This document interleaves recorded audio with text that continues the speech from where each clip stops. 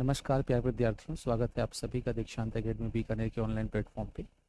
आज हम लोग राजस्थान सीटी 2026 स्नातक स्तर के जो परीक्षा कंडक्ट होने वाली है उस पर हम लोग चर्चा करने वाले हैं, वो भी मैथ्स के सिलेबस पर।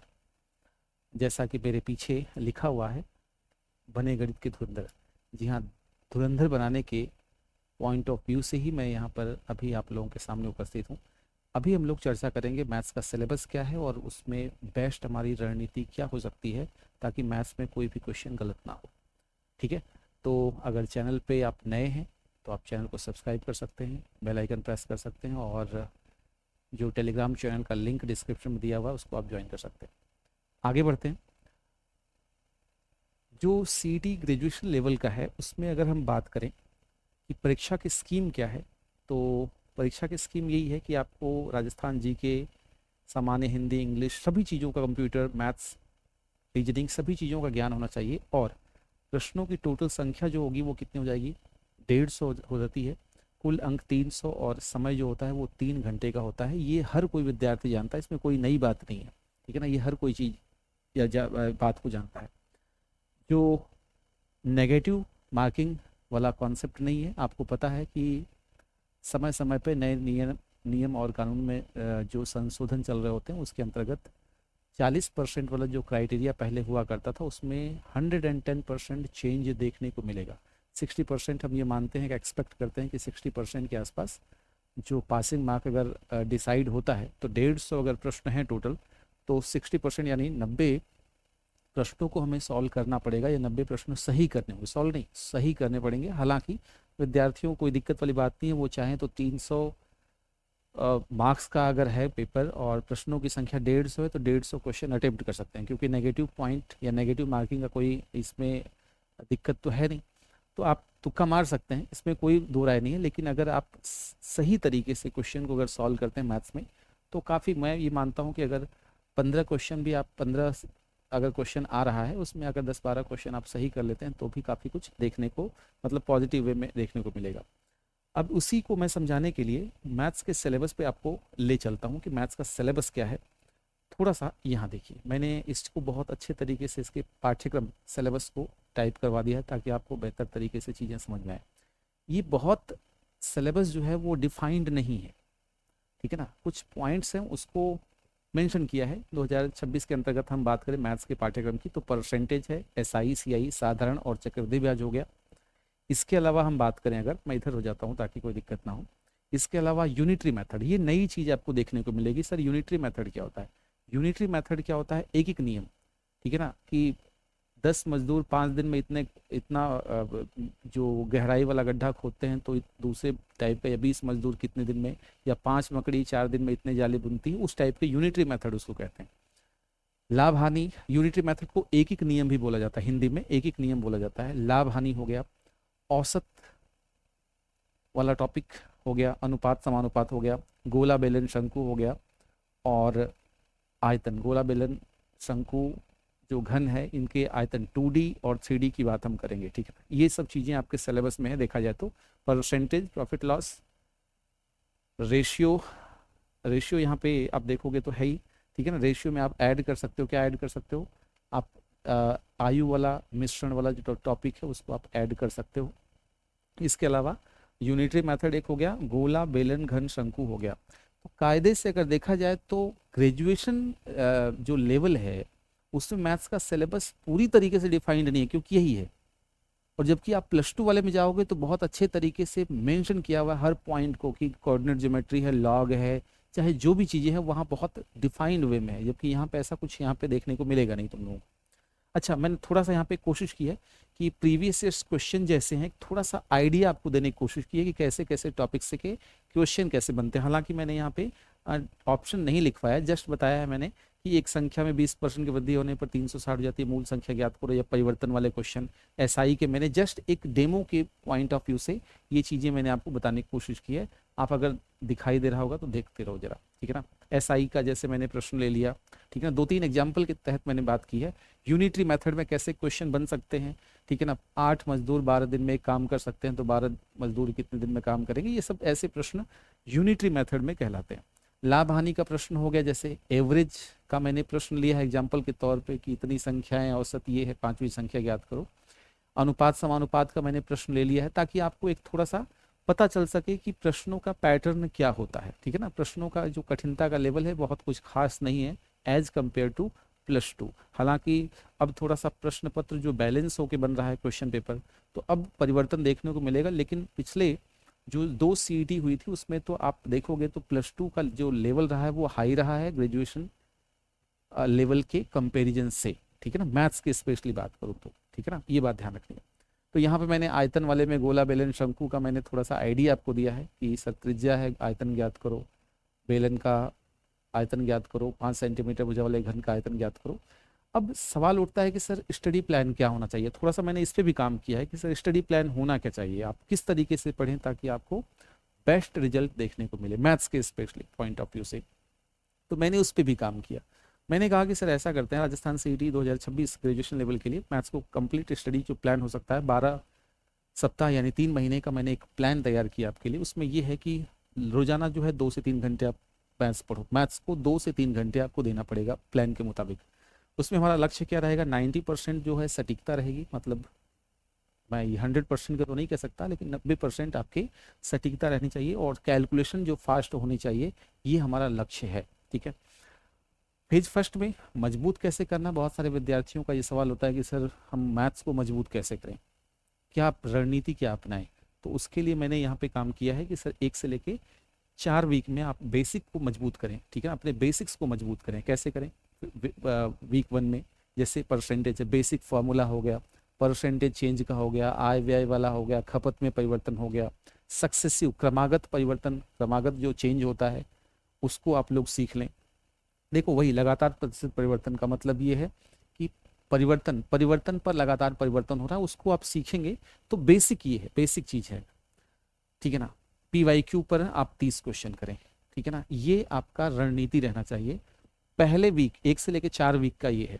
यूनिटरी मेथड पे आप एक एक नियम की बात कर रहे हैं तो आप समय काम वाले, जैसे 20 मजदूर 4 दिन में इतने काम करते हैं तो 40 मजदूर इतने दिन में कितना काम करेंगे, समय काम हो गया। समय दूरी वाला जो कॉन्सेप्ट है कि सर कई बार दूरी, समय दूरी चाल का ही दे देता है कि ट्रेन एक है इस स्पीड से चलती है तो इतनी देर में पहुंचती है, बताइए इस स्पीड से चलेगी तो कितनी देर में पहुंचेगी, वो भी यूनिटरी मेथड का ही एक एक नियम का ही हो गया। वस्तु का मूल्य है कि 5 वस्तुएं का मूल्य 20 रुपए है तो 4 वस्तुओं का मूल्य कितना होगा। इस तरीके से ये प्रश्न बेसिक लेवल के हैं, वो यूनिटरी मेथड यानी इकाई एक एक नियम से पूछे जा सकते हैं। PYQ 25 क्वेश्चन आपको सॉल्व करना है, ये पहले वीक की रणनीति है, वीक नंबर 2 में, ठीक है ना। पहले 1 से 4 का बता रहा हूँ कि पहले वीक का ही हो गया।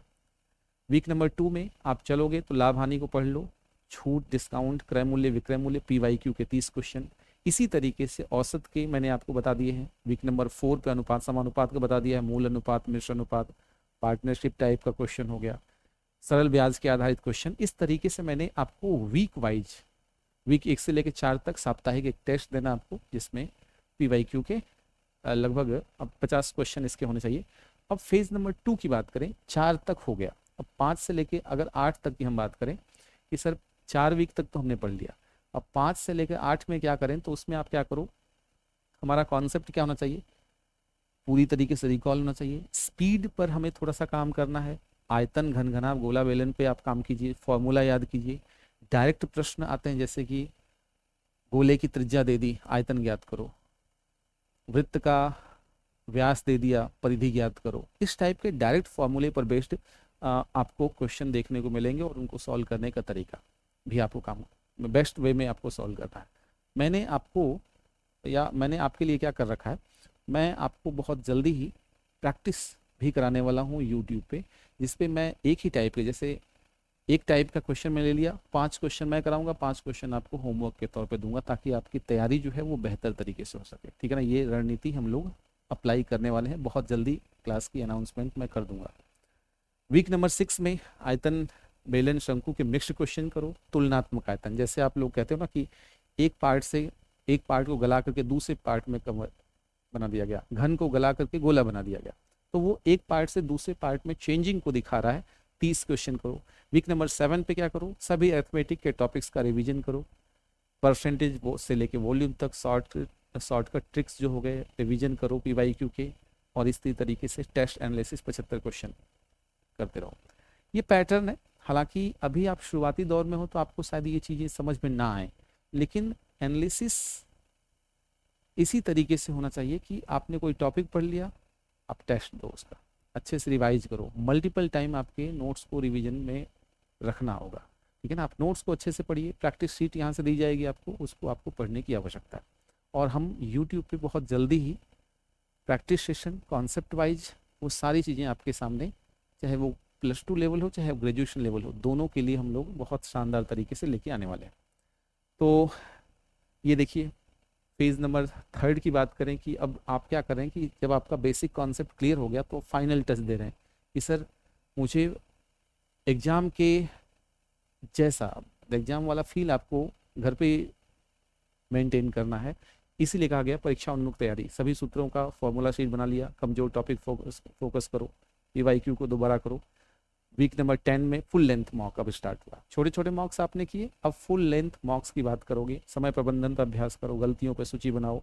वीक 12 का हमने दे दिया, और फाइनल रिवीजन वाला जो है यहाँ पर आप देखोगे तो पीवाईक्यू करो, मॉक्स में जो गलतियाँ हैं उसको सुधारो, फॉर्मूले का रिवीजन करो, हल्का अभ्यास भी आप करते रहें उसके साथ साथ।